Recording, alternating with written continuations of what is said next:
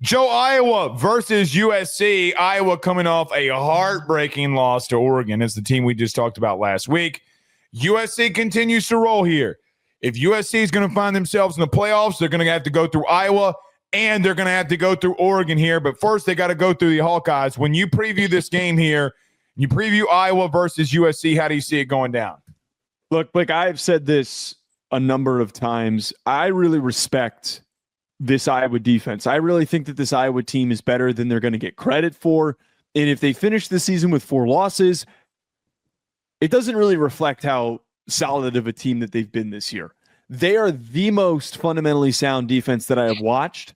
They have done a fantastic job of keeping everything in front of them.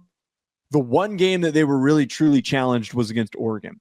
The spread on this one, and I believe that this one is correct on FanDuel, is 6.5, by the way. Blake, I just think, and this kind of applies for a lot of the games where I feel USC has separated themselves, USC is too explosive in my eyes for Iowa to be able to keep up with them late in the game. I know that the last time I said that was against Nebraska, and Nebraska kept that game low scoring, but USC's ability to produce when they needed to, when it mattered the most, showed up. And they also proved in a setting like this, when they get into a messy game against a team like Iowa, that they can win in a gritty fashion.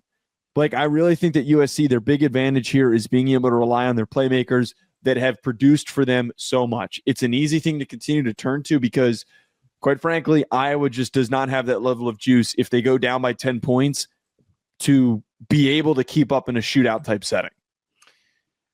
Joe, when it mattered the most, they couldn't get the stop they needed to upset Oregon. And you're talking about an Oregon team who's banged up with wide receiver. It's raining, as Forrest Gump would say, it's raining sideways. It's raining from all kinds of ways. It's a game that's perfectly built for you and how you want to do things. This is a different animal. Look,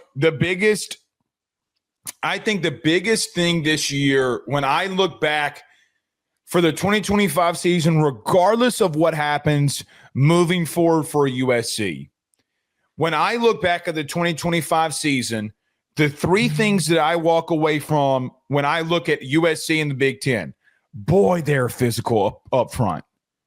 They are physical along their offensive line. The way Lincoln Riley has been running this counter game, McCray and the tight ends, the physicality with the running backs, we saw that last week. Joe, we look at Lincoln Riley teams and say they lack a certain kind of physicality. We talked about it last year when going into the Big Ten, man, they're going to lack the physicality of this league.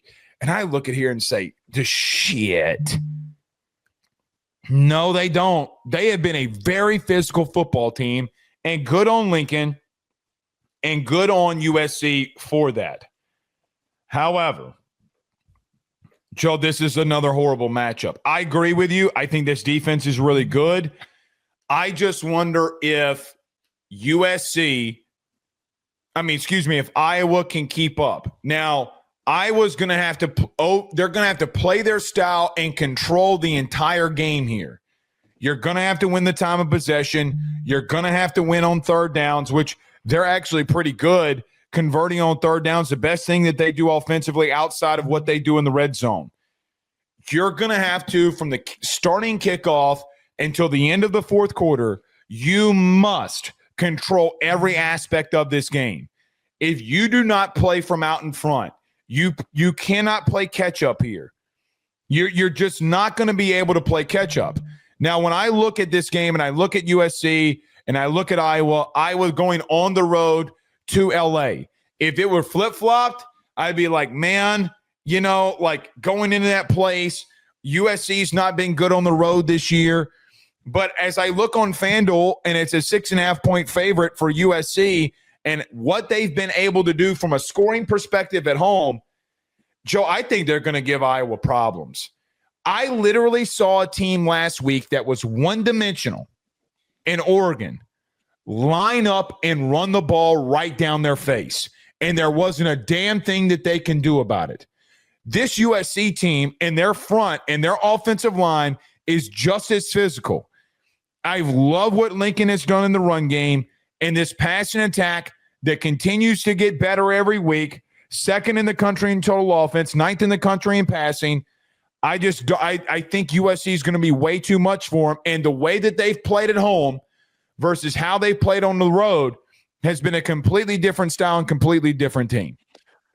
I think that's the really interesting point to bring up here is that USC has been really good at home. They have they've taken advantage of, which I kind of would like for them to schedule more night games because that's where they've been able to create a tremendous advantage for themselves. And we take one of my and give their fans a little bit of credit of how chaotic it's been in there. Yeah, and a couple of games that it's look, man. Admittedly, I've been to that stadium, and the times that I've been there, it wasn't all the way full, and I was frankly a bit unimpressed when I was there. And it feels like that there's been a lot more intensity, which I do give them credit. It's been better this year. It's been very nice, but continue. Sorry. Yeah, a couple of parts with this that I think USC needs to watch out for. USC, as I've talked about a lot of times, why I respect them, and I think that they have a chance here to potentially beat Oregon, to potentially end up in the college football playoff mix. They're number 2 in EPA per pass. They're number 11 in EPA per rush. They just generate explosive play after explosive play. I'm a very big Mekhi Lemon fan. I think that King Miller is one of the best stories that not enough people are talking about, averaging 8 yards per carry and having over 600 yards. And Maiava has a couple of bad mistakes here and there, but he has been pretty efficient in a lot of games this season. By the way, credit to him for hawking down a defensive lineman who picked off one of his passes and forcing a fumble. That was one of the most badass things that I watched. I laughed so hard at that. Continue, dude. I think the kid's name was Stone. Funny. Yeah, dude. That kid was like blown away. He's like, how did he hit me that hard that the ball came out? So credit to Maiava for doing that. This is the best secondary, the best coach secondary that USC's passing attack has seen. So what ends up breaking through here? Does the consistency of a Phil Parker defense, does it just show up?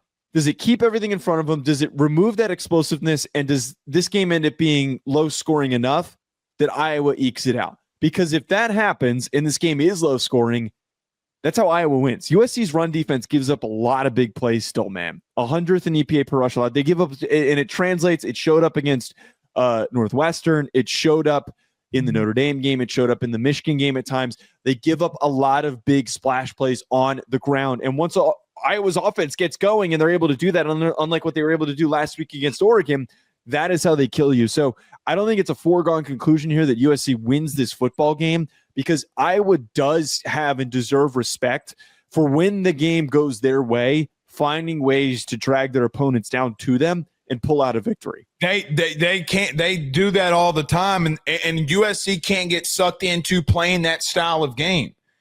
Joe, if I'm Lincoln, I'm running a little bit of tempo. I'm going the opposite of what Iowa wants to do. Here's what I'm trying to do with a team offensively that I know that Iowa is averaging 29 points per contest. However, against P4 opponents, they're not. I'm trying to get to 24 points as quickly as possible and say catch up.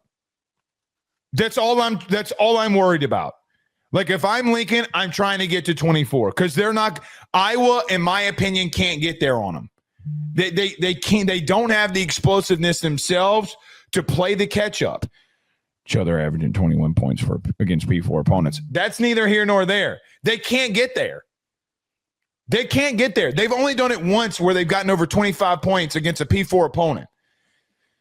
Look, man, I'm actually a lot more confident than you. Give me USC and give me the points. I think they're going to cover here, and I think Iowa doesn't have enough. I respect the physicality that they do, but I got to be real with you. I saw an Oregon team that was one-dimensional in the rain beat you, and I don't think that they – look, this passing attack is really good. They can attack you in a lot of ways, and the way that USC plays home. And Lincoln Riley, I swear to God, if you make me look like a fool, I'm going to tell everybody in Florida that you hate Jordan. Don't you dare embarrass me here. But I'm going to take USC, and I'm going to take the points. I think USC is going to be able to cover as well. I think that this creates – the inverse can apply for what I just broke down. This is the most explosive receiver room that Iowa has seen.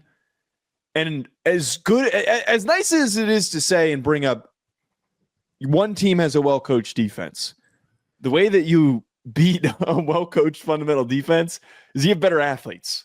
And this isn't this isn't just pure gimmick, Lincoln Riley, spread you out, creative play calling. Mekhi Lemon's a dude, man. Mekhi Lemon, Jacoby Lane are two guys that are going to get drafted early in the upcoming draft. There's so much speed, and I think that's what's going to end up translating. You ready to yell, by the way, about the playoff ranking? Looks like I am.